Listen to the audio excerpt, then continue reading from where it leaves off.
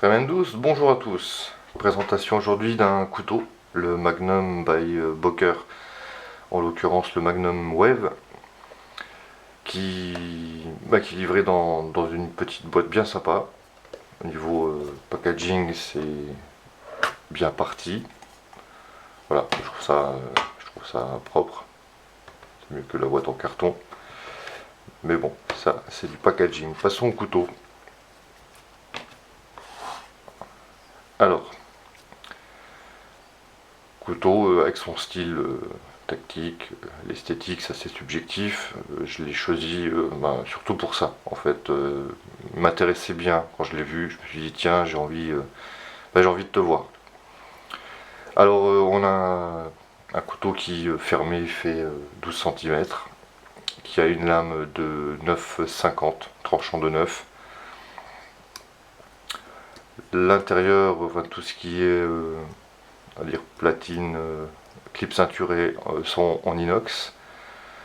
La lame c'est de l'acier 440. Grosso modo, bon bah ça c'est une espèce de G10 bakélite, je ne sais quoi, voilà.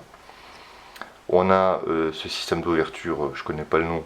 Si d'ailleurs vous me dites comment ça s'appelle, je veux bien le savoir. Bon ici, on l'ouvre à une main, style Spyderco. Et puis on a ici le petit, voilà, l'ouverture, je sais pas, one shot rapide.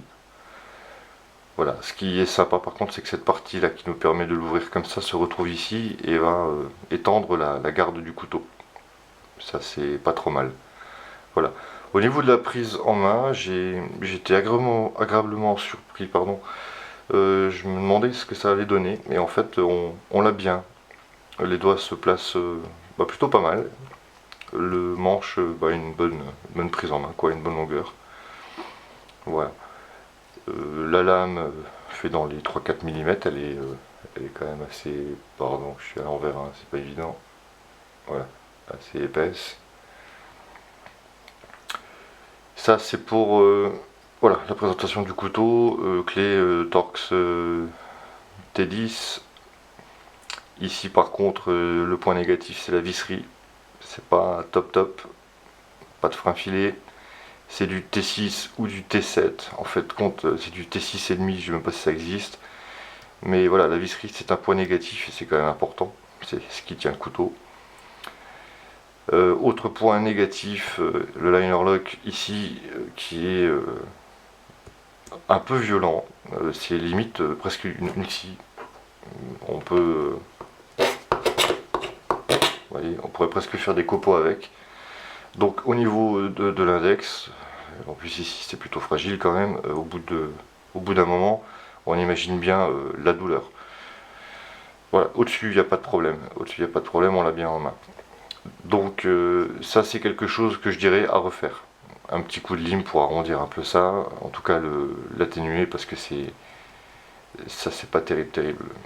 Le clip ceinture, pareil, je sais pas si je vais refaire quelque chose là, voire meuler, arrondir, car cette partie là vous rentre dans la paume de la main et bon ça fait pas mal mais c'est pas très agréable. J'ai connu mieux. Genre le Rat One, vous sentez rien du tout, il est très agréable en main. Le tranchant est d'usine, donc on le réaffûte, mais pareil, le Rat One en affûtage d'usine, il coupe comme un rasoir, donc voilà. Alors c'est un couteau à petit prix, hein. Il fait entre guillemets le gros balèze là, mais ça coûte 17 €.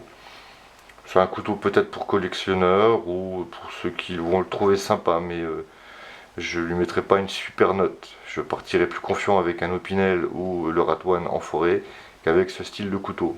Bon, je vous le présente quand même, hein, on peut voir un peu tout. Il y a du bon, il y a du mauvais. Voilà, après au niveau esthétique, c'est pas trop mal. L'épaisseur de la lame, je sais plus si j'ai dit 440, ouais, pas trop mal. Pas trop mal. Maintenant, j'ai attendu de faire la présentation avant de faire mes modifications. Je vais donc démonter tout ça, mettre du frein filé, des freins filés, enfin du liquide frein filé au niveau de la visserie, réaffûter. Ici, on va atténuer ce côté scie à doigt Et ici, je sais pas encore, on va voir. Dans l'absolu, on peut se passer, du clip ceinture. C'est pas. Ou alors, je vais trouver une solution. Comme ça, j'en sais rien. Et je ferai peut-être une vidéo sur justement les modifs apportés. Et puis je le testerai aussi au niveau de la coupe, puisque c'est quand même fait pour ça un couteau. Voilà, grosso modo, est-ce que je vous ai tout dit? Je crois. Donc voilà, le Magnum Waves de chez Boker. Intéressant, mais pas indispensable. Voilà mon avis sur ce couteau. Voilà les amis, une bonne suite à tous et à bientôt. Ciao.